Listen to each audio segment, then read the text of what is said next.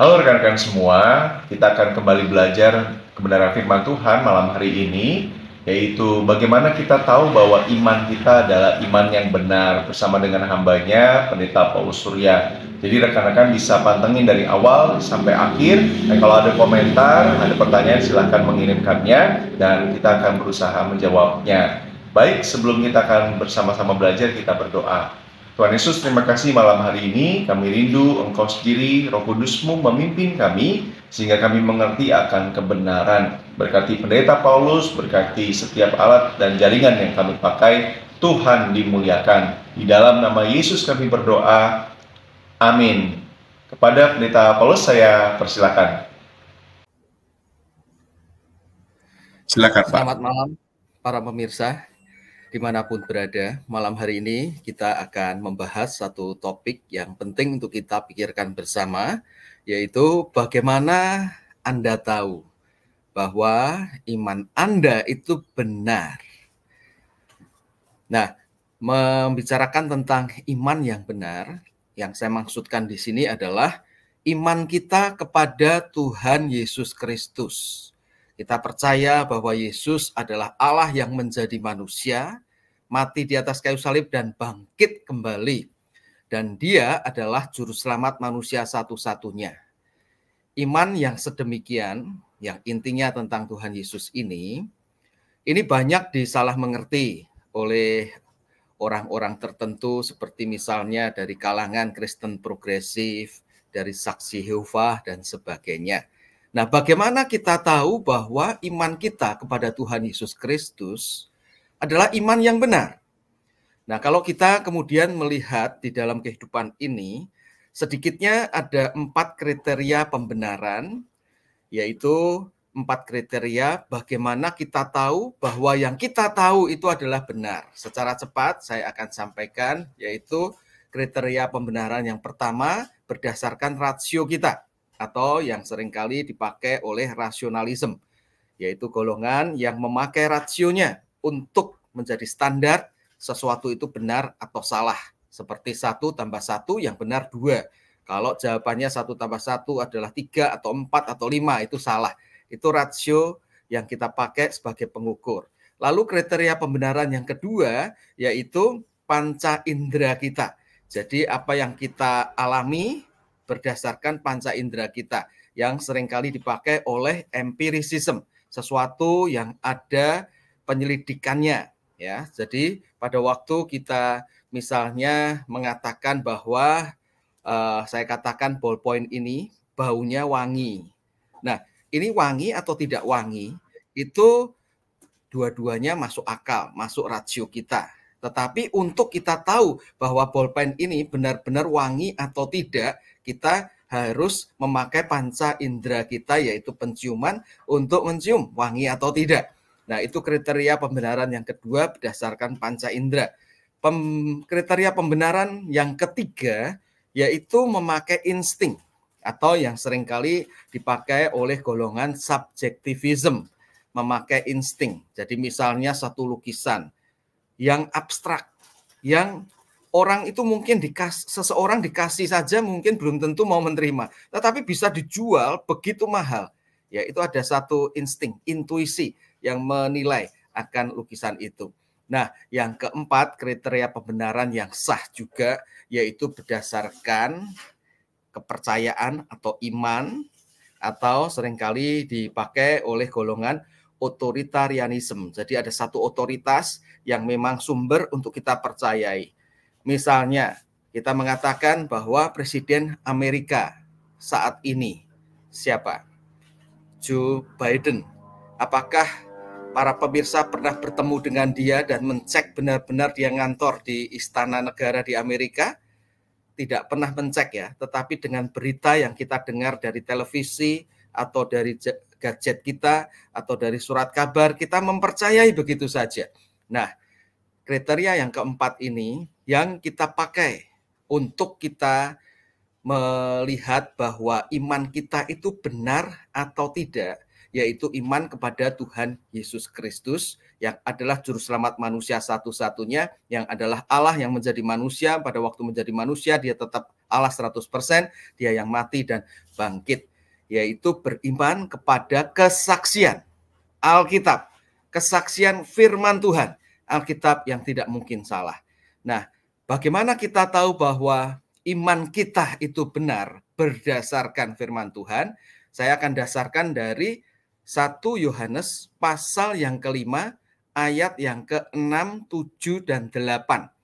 Tapi bagian ini di dalam bahasa Indonesia ada yang dalam kurung, saya tidak akan baca, karena yang dalam kurung itu sebenarnya banyak terjemahan bahasa Inggris dan bahasa asli Alkitab yang tidak mencantumkan. Jadi dari 1 Yohanes 5 ayat 6, 7, dan 8 kita akan melihat kesaksian Alkitab tentang iman kita yang benar kepada Tuhan Yesus Kristus adalah benar-benar benar. 1 Yohanes 5 ayat 6, 7, dan 8. Demikian firman Tuhan. Inilah dia yang telah datang dengan air dan darah, yaitu Yesus Kristus. Bukan saja dengan air, tetapi dengan air dan dengan darah. Dan rohlah yang memberi kesaksian, karena roh adalah kebenaran. Sebab ada 3 yang memberi kesaksian, roh dan air dan darah, dan ketiganya adalah satu. Nah, jadi bagaimana kita tahu bahwa iman kita kepada Tuhan Yesus Kristus adalah iman yang benar berdasarkan kesaksian Alkitab yang tidak mungkin salah, dan berdasarkan 1 Yohanes 5 ayat 6, 7, dan 8, kita akan melihat beberapa buktinya, yaitu di sini disebutkan sebenarnya berdasarkan kesaksian yang dicatat Alkitab, bagian yang kita baca, yaitu yang pertama air, yang kedua darah, yang ketiga Roh Kudus. Nah, apa yang dimaksud dengan ketiga kesaksian yang membuktikan bahwa iman kita kepada Tuhan Yesus Kristus yang adalah Allah yang menjadi manusia, yang menjadi juru selamat manusia satu-satunya, itu adalah iman yang benar kita. Nah, yang dimaksud dengan air di sini tidak diberi penjelasan oleh Rasul Yohanes. Jadi sebenarnya ini merupakan sesuatu yang orang-orang mencoba untuk mengertinya. Bagaimana untuk mengertinya?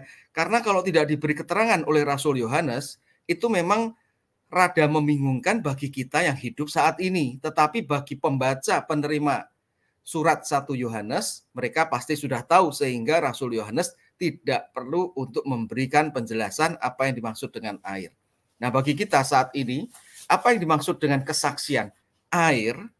Kalau kita melihat latar belakang penulisan 1 Yohanes, yang mana sedang menghadapi akan ajaran yang sesat saat itu, yang namanya Gnostik, maka kita bisa melihat bahwa yang dimaksud dengan kesaksian air di sini menunjuk pada baptisan Yesus. Yesus yang dibaptis oleh Yohanes Pembaptis dengan air, di mana pada saat penulisan 1 Yohanes di sini, ajaran Gnostik itu mengatakan bahwa Yesus itu bukan Allah yang menjadi manusia, bukan. Saat Yesus dibaptis oleh Yohanes Pembaptis, Roh Allah itu masuk dalam diri Yesus. Nah, ini menjadi suatu ajaran yang ditentang oleh Rasul Yohanes.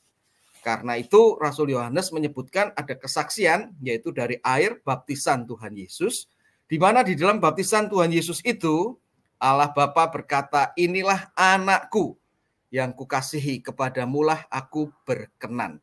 Jadi Yesus disebut sebagai anak Allah berdasarkan Yohanes 5:18. Orang-orang Yahudi yang mendengar bahwa Yesus mengatakan bahwa Bapakku, dia adalah anak Allah, mereka langsung tahu Yesus menyamakan diri dengan Allah, sehingga mau dirajam oleh batu. Jadi sebutan anak Allah sekaligus menunjukkan bahwa Yesus adalah Allah sendiri. Dan itu bukan hanya pada waktu Yesus dibaptis oleh Yohanes Pembaptis ada perkataan Allah Bapa tentang Yesus adalah anak, tetapi pada waktu Maria mengandung pun malaikat sudah mengatakan, tercatat dalam Lukas 1:35, bahwa Yesus memang adalah anak Allah. Dan sebagai anak Allah, dia adalah Allah sendiri. Dan baptisan air oleh Yohanes Pembaptis itu juga menunjukkan bahwa hanya Yesus yang bisa memenuhi seluruh hukum Taurat dengan sempurna. ya, karena saat itu ajaran Gnostik mengatakan kita orang yang berdosa itu juga bisa kalau mau untuk tidak berdosa lagi.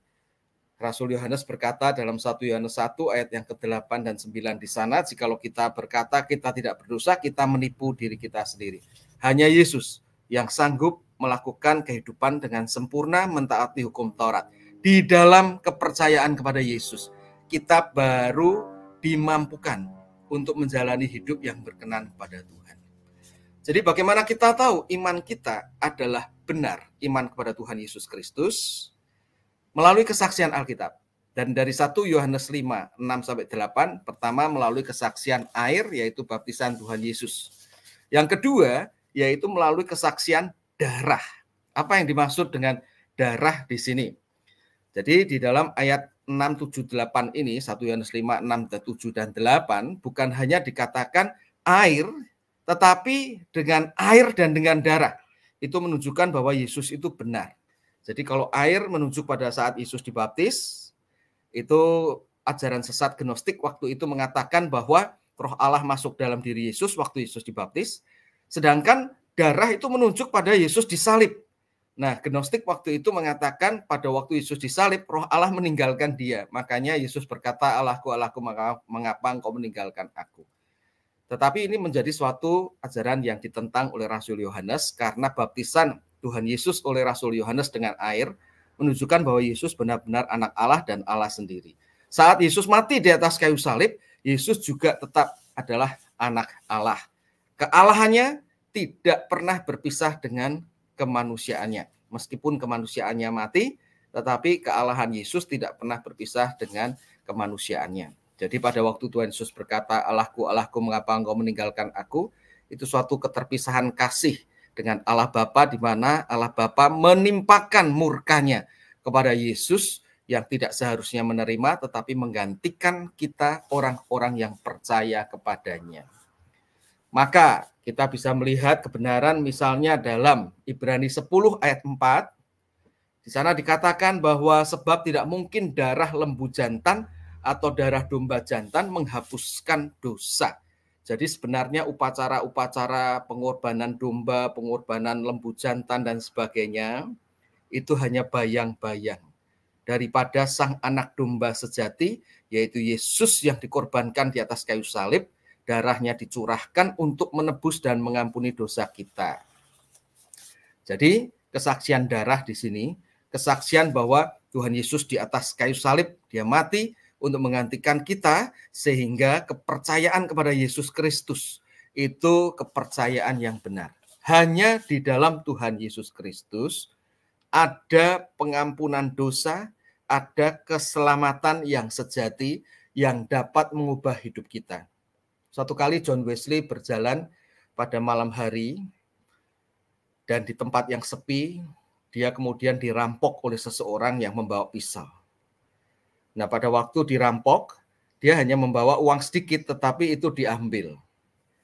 Lalu pada waktu diminta lagi apa yang ada di kantongnya, ternyata dia mengantongi Alkitab kecil, lalu juga diambil.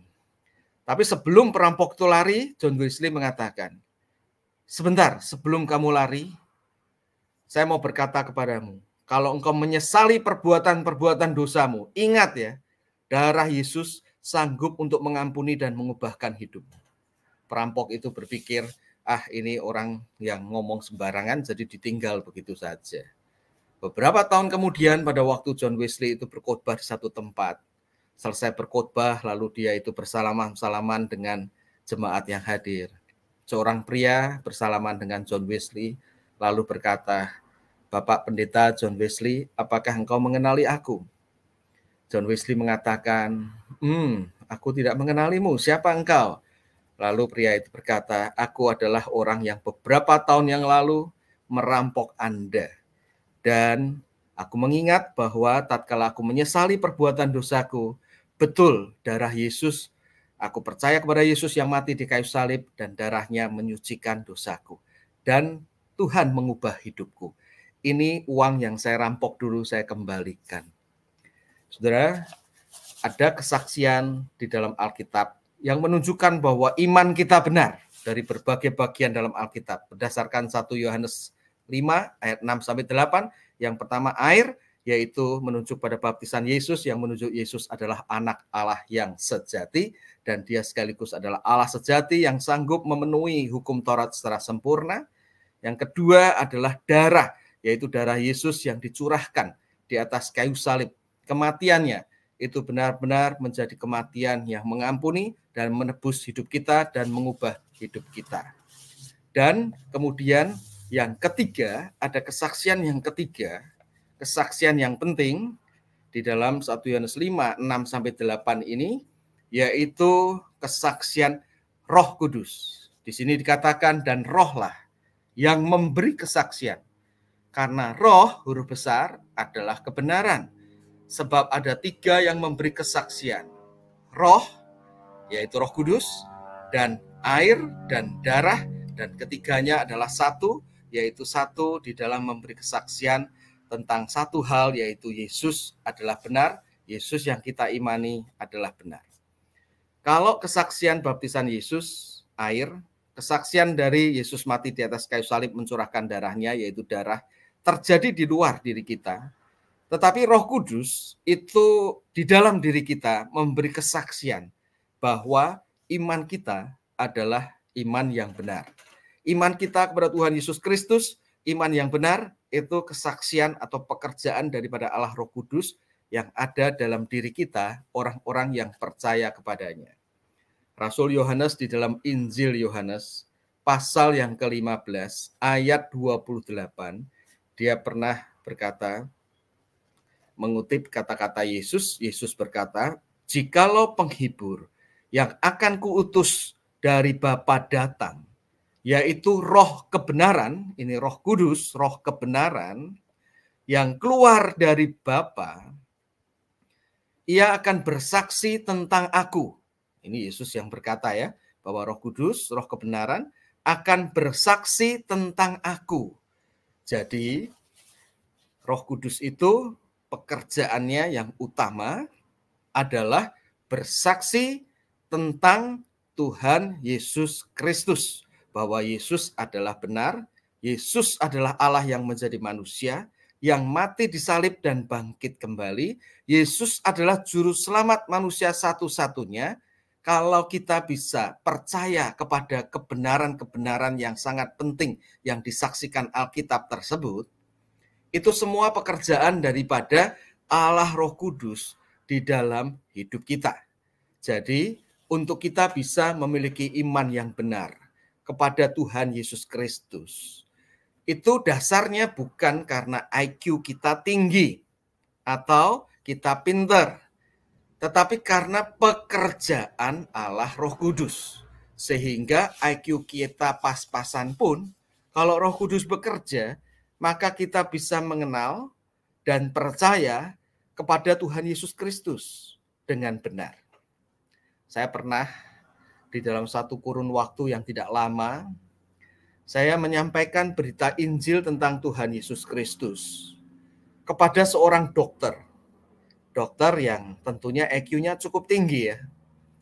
Lalu tidak berapa lama saya juga menyampaikan Injil yang sama tentang Tuhan Yesus Kristus, yang adalah Allah yang menjadi manusia, yang mati dan bangkit, kepada seorang pembantu yang sederhana, yang IQ-nya tentunya tidak tinggi. Dan yang mengherankan, saudara, dokter yang saya beritakan tentang Injil Kristus tidak bisa menerima tentang Injil Yesus Kristus.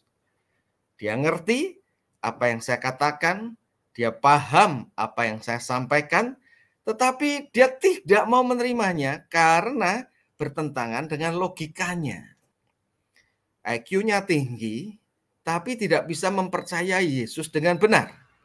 Sedangkan seorang pembantu yang IQ-nya tidak tinggi, dia bisa ngerti, bisa paham, dan mau menerima kebenaran Injil Kristus, kebenaran tentang Yesus Kristus, dan menerima Yesus Kristus sebagai Tuhan dan Juru Selamat. Bagaimana ini bisa terjadi? Karena Roh Kudus bekerja untuk membuat seorang yang sederhana bisa menerima Tuhan Yesus Kristus. Dan saya tetap berdoa supaya Allah Roh Kudus juga memberi kesempatan kepada dokter itu yang sampai hari ini belum percaya kepada Tuhan Yesus Kristus, untuk juga bisa bukan hanya ngerti, memahami, tetapi juga boleh menerima Yesus Kristus sebagai Tuhan dan Juru Selamat pribadinya. Jadi para pemirsa sekalian, bagaimana Anda tahu bahwa iman Anda adalah benar? Dasarnya adalah kesaksian firman Tuhan. Ya, dasar utamanya bukan rasio kita, bukan panca indera kita, bukan intuisi kita. Meskipun itu semua bisa dipakai untuk kita makin beriman, tetapi dasar utama, kriteria pembenaran, apakah iman kita benar, apakah iman Anda kepada Tuhan Yesus benar, itu dasarnya bukan rasio kita, panca indera kita, apa yang kita alami, intuisi kita, tetapi kesaksian firman Tuhan. Dan dari 1 Yohanes 5, 6-8, kesaksian firman Tuhan menegaskan, baptisan Tuhan Yesus oleh Yohanes Pembaptis menunjukkan Yesus benar. Dia adalah anak Allah sejati sekaligus Allah sejati yang menjadi manusia, yang dapat menggenapi firman Tuhan secara sempurna. Di dalam Dia kita dimampukan. Kesaksian berikutnya darah Yesus, yang adalah kematian Yesus di atas kayu salib, yang menunjukkan Dia adalah anak Allah yang memang menggantikan kita, orang yang seharusnya dihukum, tapi Tuhan Yesus menggantikan. Dan kesaksian yang ketiga adalah Roh Kudus sendiri, yang membuat kita bisa mengerti kebenaran firman Tuhan dan bisa menerimanya. Tuhan memberkati setiap para pemirsa dimanapun berada. Amin. Amin. Terima kasih Pak Paulus untuk penjelasannya malam hari ini ya. Sehingga sebenarnya dari hal yang disampaikan Pak Paulus kita semakin yakin apakah iman kita benar atau tidak. Nah, tapi pertanyaannya Pak, kalau misalnya dalam konteks ini ya, apakah seseorang yang percaya Yesus itu sebagai juru selamat tapi tidak percaya bahwa Yesus adalah Allah, ini apakah juga akan diselamatkan Pak? Iya, terima kasih. Di dalam Alkitab, misalnya di dalam Roma 10 ayat 9, itu merupakan ayat penting tentang definisi keselamatan. Jadi kalau kita mau memberi jawab kepada orang yang bertanya bagaimana kita bisa diselamatkan, ya, menurut kebenaran Alkitab, salah satu ayat yang penting yaitu Roma 10 ayat 9. Di sana dikatakan, sebab jika kita mengaku bahwa Yesus adalah Tuhan dan percaya dalam hati kita bahwa Allah telah membangkitkan Dia dari antara orang mati, maka kamu akan diselamatkan. Maka kamu akan diselamatkan itu kalau kita mengaku Yesus adalah Tuhan. Nah, kadang-kadang orang menganggap bahwa istilah Tuhan itu bisa artinya sekedar tuan, atau bos, atau lord, itu tuan. Nah, memang di dalam Injil, kitab Injil, pada waktu Yesus belum mati dan bangkit, istilah Tuhan kepada yang ditujukan pada Yesus, itu memang bisa berarti sekedar tuan. Tetapi setelah Yesus mati dan bangkit, istilah Tuhan itu sejajar dengan istilah Tuhan di dalam perjanjian lama huruf besar semua, yaitu Yahweh sendiri. Jadi Yesus pada waktu sudah dinyatakan sebagai Mesias yang mati dan bangkit, istilah Tuhan itu menunjuk pada Yesus setara dengan Yahweh sendiri. Nah, di dalam Roma 10 ayat 9, kalau kita itu lihat konteksnya, misalnya Roma 10 ayat 9 terus sampai ayat 13, di sana memang dijelaskan bahwa ada mengutip kitab Yoel, bahwa barang siapa yang berseru kepada nama Tuhan akan diselamatkan. Nah, Tuhan di situ Yahweh. Nah, Yesus itu adalah representasi daripada Yahweh. Dia sejajar dengan Yahweh sendiri. Sehingga pada waktu Rasul Paulus dengan pimpinan Allah Roh Kudus berkata dalam Roma 10 ayat 9, jika kita mengaku dengan mulut kita bahwa Yesus adalah Tuhan, itu mengakui Yesus adalah Allah sendiri yang sejajar dengan Yahweh. Dan itu menjadi satu kriteria untuk kita memiliki iman yang benar atau tidak. Iman yang benar, percaya Yesus adalah Tuhan atau sejajar dengan Yahweh atau Allah sendiri, dan percaya Yesus mati dan bangkit, kita akan diselamatkan. Jadi berdasarkan kebenaran Roma 10 ayat 9, jikalau kita mengakui Yesus hanya sebagai juru selamat, dia bukan Allah sendiri, ya ini menjadi question mark besar ya. Makanya kalau di dalam Kristen progresif atau tokoh-tokoh yang mengaku dari kalangan Injili tidak mempercayai Yesus setara dengan Yahweh sendiri, dia adalah Allah sendiri, ini sebetulnya sudah menyimpang jauh dari iman Kristen. Ya, itu mungkin bisa membantu menjawab pertanyaan tadi ya Pak Febi. Baik, setuju sekali Pak Paulus untuk jawabannya. Dan teman-teman bisa melihat kembali ya, ini sesuatu yang sebenarnya kalau dipikir-pikir ya nggak terlalu pengaruh, tetapi ternyata sangat berpengaruh sekali kepada iman kita. Nah kalau begitu Pak, tadi Pak Paulus juga mention tentang bagaimana Roh Kudus berperan dan bekerja dalam hidup kita. Nah bagaimana Pak kita bisa sebagai orang percaya, apalagi misalnya dalam konteks orang muda, membedakan antara suara hati nurani dengan suara Roh Kudus yang kadang-kadang tuh agak bingung untuk dibedakan ya Pak. Oke, ya. Jadi kesaksian yang menunjukkan bahwa iman kita benar atau tidak, itu salah satu yang terpenting adalah dikatakan dalam 1 Yohanes 5 ayat 6-8 ini kan Roh Kudus ya. Nah, Roh Kudus itu suaranya dalam hidup kita, kalau kita percaya kepada Tuhan Yesus Kristus ya, itu akan membawa kita meninggikan, memuliakan Tuhan Yesus.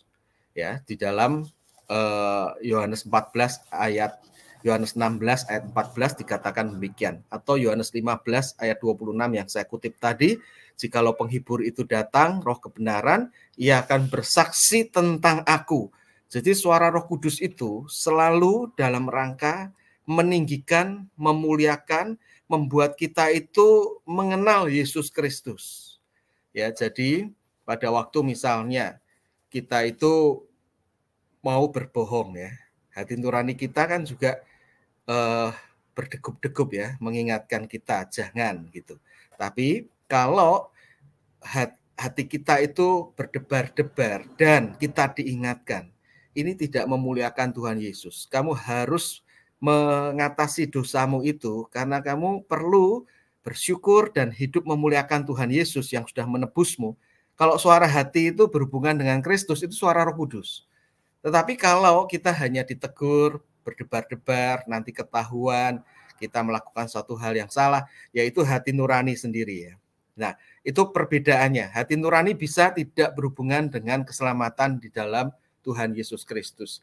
Sedangkan Allah Roh Kudus bekerja itu selalu hubungannya dengan Tuhan Yesus Kristus. Entah mendukakan Yesus, entah bersyukur kepada Tuhan untuk meninggikan dia, itu suara Roh Kudus. Ya, jadi kalau hati nurani kita itu mau dilatih untuk supaya makin dipimpin oleh Allah Roh Kudus, maka perlu untuk juga takluk kepada pimpinannya. Nah, Roh Kudus memimpin hati nurani kita itu melalui kebenaran-kebenaran firman Tuhan yang meninggikan Yesus Kristus. Jadi, kalau kita memiliki waktu untuk bersaat teduh tiap-tiap hari merenungkan firman Tuhan, itu akan membuat hati kita, hati nurani kita makin dipimpin oleh Allah Roh Kudus. Dan khususnya kebenaran firman Tuhan kan intinya fokusnya adalah tentang Yesus Kristus. Jadi kalau kita makin memahami firman Tuhan secara kristosentris, lalu kita mau hidup secara kristosentris, meninggikan Kristus, menempatkan Kristus di tempat yang utama.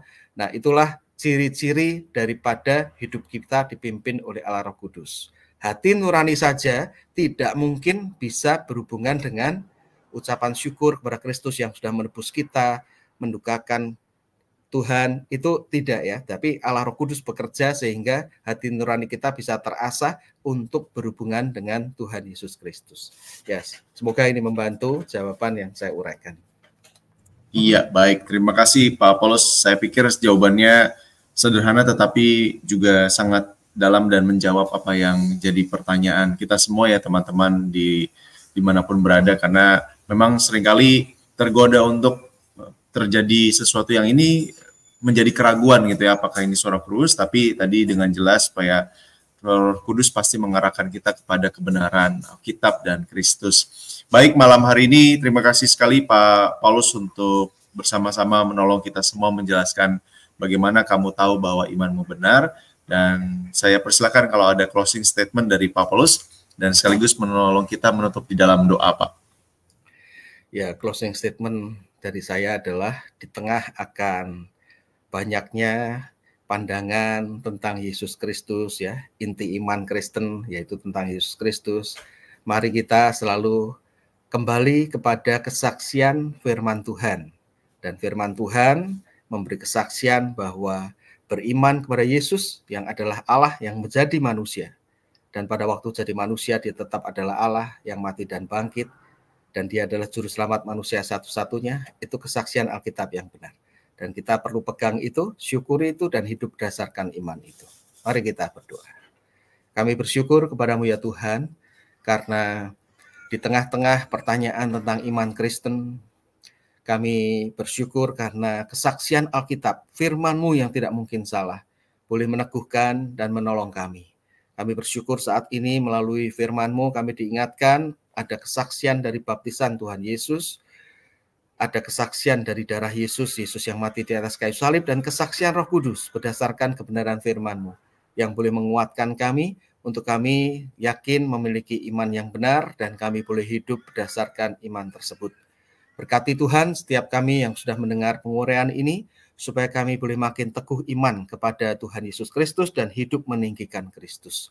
Berkati setiap pemirsa di dalam pergumulan hidupnya, apapun pergumulannya, supaya boleh melihat akan kebenaran bahwa di dalam Yesus Kristus persoalan hidup kami yang terbesar, yaitu dosa yang membawa maut, sudah diselesaikan, sehingga kami boleh kuat menghadapi berbagai tantangan hidup ini. Berkati acara pelayanan Bara Digital Ministry, pelayanan Bapak Feby dan juga tim dari Bara Digital Ministry, supaya Tuhan terus pakai menjadi kemuliaan bagi nama-Mu. Dalam nama Tuhan Yesus Kristus kami memohon. Amin. Amin. Sekali lagi terima kasih untuk Pak Paulus malam hari ini sudah menolong kita semua. Dan terima kasih buat dukungan rekan-rekan. Jangan lupa untuk subscribe dan follow media sosial dari Bara Digital Ministry. Saya Feby bersama dengan Pendeta Paulus dan kerabat yang lain di belakang layar. Kami undur diri. Selamat kita semua. Amin.